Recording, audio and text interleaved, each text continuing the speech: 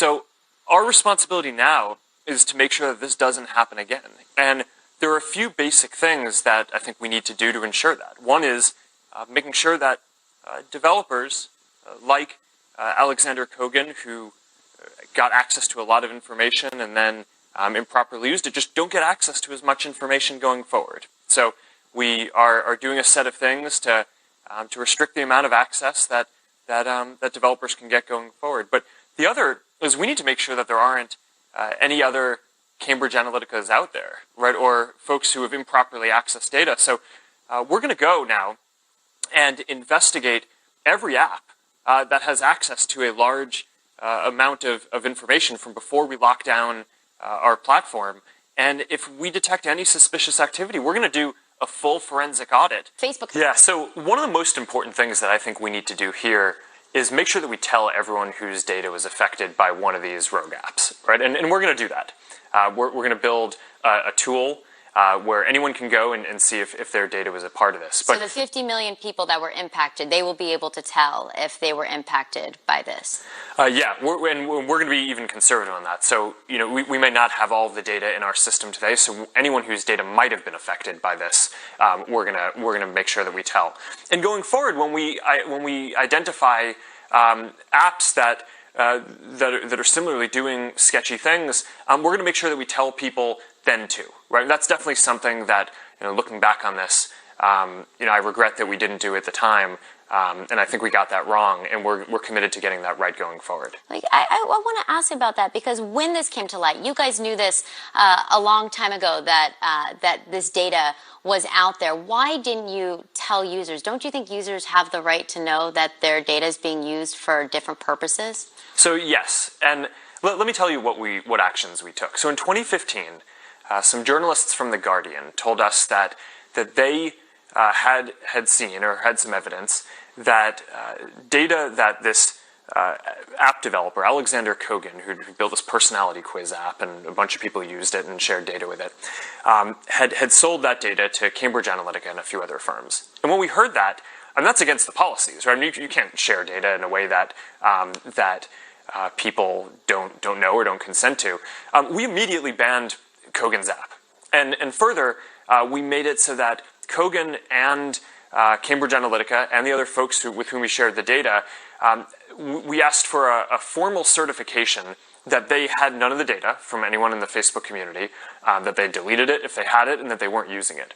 And they all provided that certification. So as far as we understood around the time of that episode, there was no data out there. So why didn't Facebook follow up? You know, you say you certified it. I think, why wasn't there more of a follow-up? Why wasn't there an audit then? Why does it take a big media report to... Well, I mean, I don't know about you, but I'm used to when people legally certify that they're going to do something, that they do it.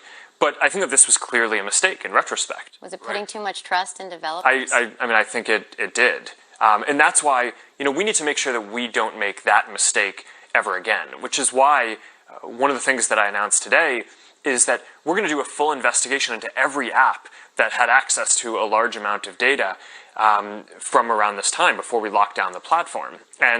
And we're now not just going to take people's word for it and when they give us a legal certification, but if we see anything suspicious, which I think that there probably were signs in this case that we could have looked into, we're going to do a full forensic audit. How do you know there aren't hundreds more companies like Cambridge Analytica that are also keeping data that violates Facebook's policies? Well, I think the question here is, are app developers who people have given access to their data, are they doing something that people don't want? Are they selling the data in a way that people don't want? Are they giving it to someone that they don't have authorization to do? And this is something that I think we now need to go figure out, right? So for all these apps... that's got to be I got to say, that's going to be a really challenging ordeal. How do you actually go do that? Because you talk about it being years ago, and then you guys have made it a bit stricter for that kind of information to be shared. But backtracking on it, it's got to be really difficult to find out where that data has gone and what other companies have shady access. Yeah, I mean, so as you say, I mean, the good news here is that we already changed the platform policies in 2014. But before that, we know what the apps were that had access to data. We know how much how many people were using those services, and we can look at the patterns of their data requests. And based on that, we think we'll have a pretty clear sense of whether anyone was doing anything abnormal, and we'll be able to do a full audit of anyone who is questionable. Do you have any scale or any scope of what you expect to find? Anything in the scope of what happened with Cambridge Analytica, where you had 50 million users? Well, it's hard to know what we'll find, but we're going to review thousands of apps. So this is going to be an intensive process, but this is important. I mean, this is something that, in retrospect, we clearly should have done upfront with Cambridge Analytica. We should not have trusted the certification that they gave us, and we're not going to make that mistake again. I mean, this is our responsibility to our community, is to make sure that we secure the data that they're. I was getting started with Facebook, that a big part of my responsibility today would be to help protect the integrity of elections against interference by other governments. I wouldn't have really believed that was going to be something that I would have to work on 14 years later. I'm going to challenge you. We're here now. I'm going to challenge you. We're going to make sure that we do a good job at it. Have you done a good enough job yet? Well, I think we will see. But, I think what's clear is that in 2016, we were not as on top of a number of issues as we should have, whether it was Russian interference or fake news. But what we have seen since then is, a number of months later, there was a major French election, and there we deployed some AI tools that did a much better job of identifying Russian bots and basically Russian potential interference and weeding that out of the platform ahead of the election. And we were much happier with how that went. In 2017, last year, during the special election in the Senate seat in Alabama, we deployed some new AI tools that we built to detect fake accounts that were trying to spread false news. And we found a lot of different accounts coming from Macedonia. So, I think the reality here is that this isn't rocket science, right? I mean, there's a lot of hard work that we need to do to make it harder for nation states like Russia to do election interference, to make it so that trolls and other folks can't spread fake news. But we can get in front of this. And we have a responsibility to do this, not only for the 2018 midterms in the US, which are going to be a huge deal this year, and that's just a huge focus of us, but there's a big election in India this year, there's a big election in Brazil, there are big elections around the world, and you can bet that we are really committed to doing everything that we need to make sure that the integrity of those elections on Facebook is secured. I can hear the commitment, but since I got you here, do you think that bad actors are using Facebook at this moment to meddle with the U.S. midterm elections? I'm sure someone's trying, right? And I'm sure that there's, V2 of version 2 of whatever the Russian effort was in 2016. I'm sure they're working on that, and there are going to be some new tactics that we need to make sure that we observe and get in front of. Do you know speaking of getting in front of them, do you know what they are? Do you have any idea? Yes, and I think we have some sense of the different things that we need to get in front of. Are you specifically seeing bad actors try to meddle with the U.S. election now? I'm not 100% sure what that means, because it's not. I think that the candidates aren't. Are you seeing anything new or interesting? What we see are a lot of folks trying to sow division. Right. So that was a major tactic that we saw Russia try to use in the 2016 election. Actually, most of what they did was not directly, as far as we can tell from the data that we've seen, was not directly about the election, but was more about just dividing people. And so they'd run a group on, for pro-immigration reform, and then they'd run another group against immigration reform and just try to pit people against each other. And a lot of this was done with fake accounts that we can do a better job of tracing and using AI tools to be able to scan and observe a lot of what is going on. And I'm confident that we're going to do a much better job. Lawmakers in the United States and the UK are asking you to testify. Everybody wants you to show up. Will you testify before Congress? So the short answer is I'm happy to if it's the right thing to do. Facebook testifies in Congress regularly on a number of topics, some high profile and some not. And our objective is always to provide Congress with this extremely important job to have the most information that they can. Right? We see a small slice of activity on Facebook, but but Congress gets to have access to the information across Facebook and all other companies and the intelligence community and everything. So what we try to do is send the person at Facebook who will have the most knowledge about what Congress is trying to learn. So if that's me, then I am happy to go. What I think we found so far is that typically there are people whose whole job is focused on an area, but I would imagine at some point that that there will be a topic where I am the sole authority on, and it will make sense for me to do it. And I'd be happy to do it at that point. You are the brand of Facebook. You are the name of Facebook. People want to hear from you.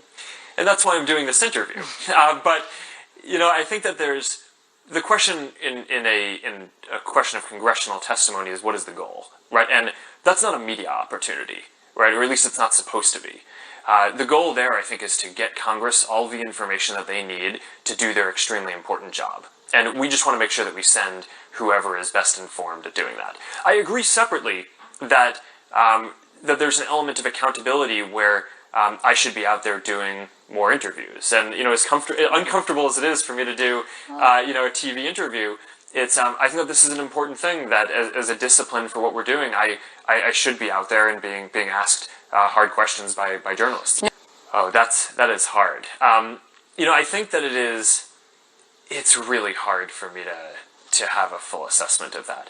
It's the reality is, well, there are so many different forces at play, right? The organic posting that people did, the Get Out the Vote campaigns that we ran, the pages that both candidates ran, the advertising that they did, I'm sure that all of that activity had some impact. It's hard for me to assess how much that stacked up compared to all of the campaign events and advertising that was done off of Facebook and all of the other efforts. And I think it's also hard to fully assess the impact of that organic activity, which we're actually quite proud of, right? But also the bad actors and too. The bad stuff. That's what I'm saying. Yeah. So I think it's hard to fully assess. Given the stakes here, why shouldn't Facebook be regulated? I actually am not sure we shouldn't be regulated. I think in general technology is an increasingly important trend in the world, and I actually think the question is more, what is the right regulation rather than yes or no, should it be regulated? What's the right regulation? Well, there's some basic things, then I think that there's some big intellectual debates. On the basic side, there are things like ads transparency regulation that I would love to see. Right? If you look at how much regulation there is around advertising on TV and print, it's just not clear why there should be less on the internet, right? You should have the same level of transparency required. And I don't know if a bill is going to pass. I know a couple of senators are working really hard on this, but we're committed, and we've actually already started rolling out ad transparency tools that accomplish most of the things that are in all the bills that people are talking about today. Because we just think that this is an important thing. People should know who is buying the ads that they see on Facebook. And you should be able to go to any page and see all the ads that people are running to different audiences. How has being a father changed? Changed your commitment to users, changed your commitment to their future and what a kinder Facebook looks like? Well, I think having kids changes a lot. And like what? Well, I used to think that the most important thing to me by far was, my having the greatest positive impact across the world that I can. And now, I really just care about building something that my girls are going to grow up and be proud of me for. And, that's what is kind of my guiding philosophy at this point is, when I come and work on a lot of hard things during the day and I go home and just ask, will my girls be proud of what I did today? Back now with Lori.